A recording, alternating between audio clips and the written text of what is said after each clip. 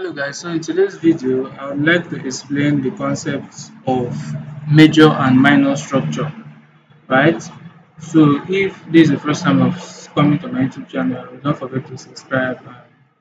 Where I am is quite noisy, so you just bear with me, okay? So I want to talk about major and minor structure. Now we are told in forest that market moves from highs to low, higher high, higher low, higher high. This is for a bullish scenario, right? Now, if this is a higher time frame market structure, say 4 hour time frame. Now, from this 4 hour time frame, there are substructure, which is the minor structure, right? So we have the major and minor structure. The major and minor structure, right? So the major structure is the structure from the 4 hour, the daily time frame structure, while the minor structure is the structure from the 15 minutes, 30 minutes, 1 hour time frame, right? So now let's say this is the 4 hour time frame. Inside this time frame, this is a bullish leg, this is a bearish, this is a pullback, and this is a push, right? So inside this buys, inside this long position here, on the lower time frame, there are candles moving like this on the lower time frame up to this high, right? Let me expand, let me make this better. All right. So on the lower time frame, you see these things happening, but on the higher time frame, it's just a one candlestick representation, right?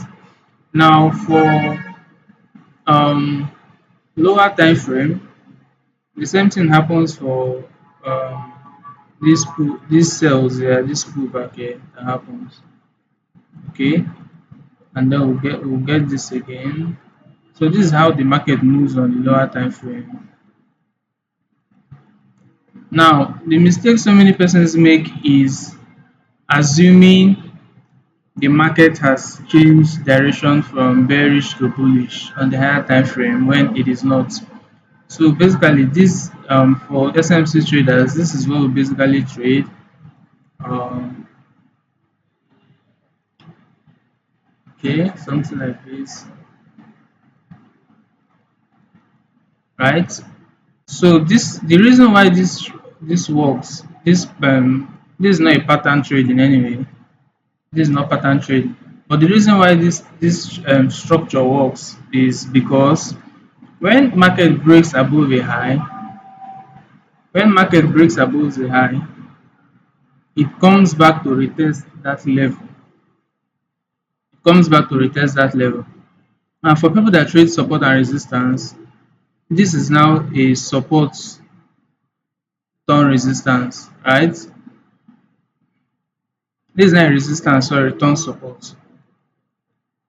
So those people that trade support and resistance, this is now their entry.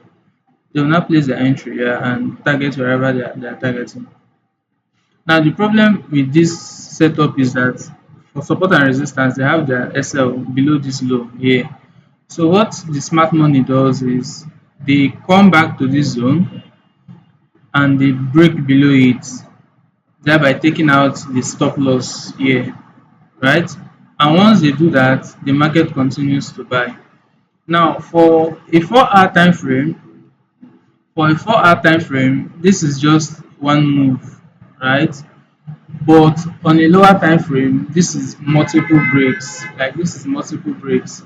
And the problem so many persons face is how to identify a valid break of structure from the higher time frame down to the lower time frame. How to identify a change of character rather from a higher time frame to a lower time frame, right? So let me point out something for you to know. Now, for a bearish scenario, we have these highs, we have these lows, we have these highs, we have these lows, we have these highs, we have these lows, right?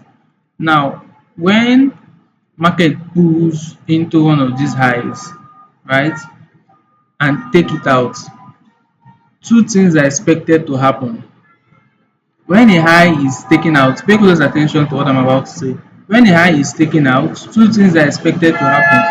The first one is either markets will come back to this zone, retest a valid demand, and continue the buys. Right? This is the first scenario after a valid pullback has been taken out, after a valid high has been taken out, or lower high, whatever you call it. But this was a bearish scenario now, so this is a lower high. So after a lower high has been taken out, the first thing that will happen is either market will take out the high, come back to an unmitigated demand and continue to buy, or or after a valid high has been taken out, the market would come back to this zone, fill a valid demand, give an inducement and break below that demand, then continue selling. Right? Now, if you watch for these two scenarios, something is very, very important for you to take note of, which is waiting for a demand to fail and waiting for a supply to fail. Now, for here, you notice this demand is supposed to continue the buys after this inducement has been taken out. After this last pullback, sorry, has been taken out. But instead, price failed this demand and use this place as our flip zone to continue the sell. Why is this a flip zone? Because this is the last one mitigated supply that fails this demand and it has an inducement, right? Now, for higher time frame, you will use we use lower time frame supply and demand to confirm higher time frame change in trend. Here's what I mean. Now, this is a let's say this is a 4 hour time frame. This is a 4 hour time frame. This is a 4 hour time frame, right? So this stuff here that this pullback that has been taken out happened on the 4 hour time frame. Now, how would you know if price will continue to buy? You need to go to the lower time frame to find a valid demand around this zone, right? I'll come again. After this pullback has been taken out, the next thing is you want to know if price will continue selling or price will continue the buys, right? Now, for you to confirm that is you need to find out your unmitigated demand zone. This is for a bearish scenario now. You want to find out your last unmitigated demand zone. If it holds, then price would continue the buys. But if it fails, then you look for a flip zone entry. Now let me come back to the chart to show you what I mean. So this is Ethereum USDT. This is the recent price action. Now, if you watch this what I have here, um, okay.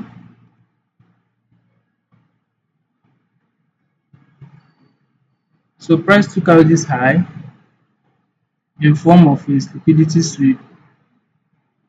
You see, let me price took out that high as a liquidity sweep. Okay, we took out that high. Now, back if let's go back to our image. Let's go back to our image. This is an inducement from the 4 hour time frame. Okay, so what's that? This is it. This is the high that has been taken out, right? Now, how do we know if price will buy or if price will continue to sell? Let me go. This is on Monday, 9th of February. On Monday, 9th of February. Monday, 9th of February. Okay. Now watch closely here. There is a valid demand. Look at this demand there. Look at this demand. This demand is supposed to continue the buys. Like this demand, this is the last unmitigated demand we have here, right? If you follow order flow, this one was mitigated, this one was mitigated, this was the last one that has not been mitigated, right? So basically we are all expecting, okay, this this demand there would hold price, right? To continue the buys, but it failed. And then immediately it failed. What did price do? Price came back and bought and sold from this zone. If you watch this high here, this high was not taken. This high was not taken. It's a protected high. That high is a protected high. Why is that? Because that was the high that failed this valid demand. And what did price do? Price bought from here. For those that know QML, this is a QML entry. Price sold from there.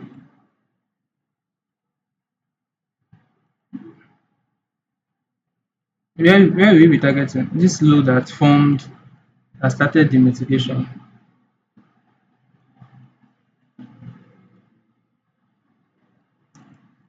See, that's 1:6. Now, this model, what does it show you? This is just this model I'm explaining here. That is exactly what price did here. You see, we took out the higher time frame, we took out the 4-hour pullback, we filled a valid demand. That demand was very valid. It has both inducement. Let me show you. It has both inducement and everything to continue the buys. Look at the inducement. This is an inducement to continue the buys, but it failed, right? And immediately it failed. Price came back to the supply that took out that demand and continue buying and continue selling rather. Now this is this was on Tuesday. Another one happened yesterday. Another one happened yesterday. Now check this before. Let's go back to the 4-hour time frame. So this is the 4-hour time frame. This is the last pullback price did on this 4-hour time frame. This was the last pullback we had as an inducement. So price took it out and bought up to this hidden base there. This is an hidden base. Price bought up to that zone. All these are now internal range liquidity, right? Now, if you check the 4-hour, the lower time frame, say 30 minutes, you'd notice there is a valid demand that failed. Now, let's go again. This we had the mitigation here, right? We had another mitigation here. Now, this was supposed to be the last unmitigated demand. This zone here, this was supposed to be the last unmitigated demand. But immediately price got to that zone, price reacted from it, bought up, came down and failed that zone. Immediately this zone failed, demand failed. Immediately that demand zone failed, price came again and bought and sold from this supply that failed that demand. Price sold from that supply that failed that demand. And where will you be targeting? You'll be targeting your lower lows, weak lows. You'll be targeting your weak lows. This is an internal range liquidity here. This is the 1:12. Just by following this concept, just by following this concept, you wait for your inducement to be taken out, you wait for your pullback on the 4-hour time frame to be taken out. Once that is done, you want to wait for the next action, because sometimes price can hold this place, this demand here can hold, it can continue the buys, or it might fail, giving us this next structure here. So whenever it fails, just find your flip zone entry and take your sales.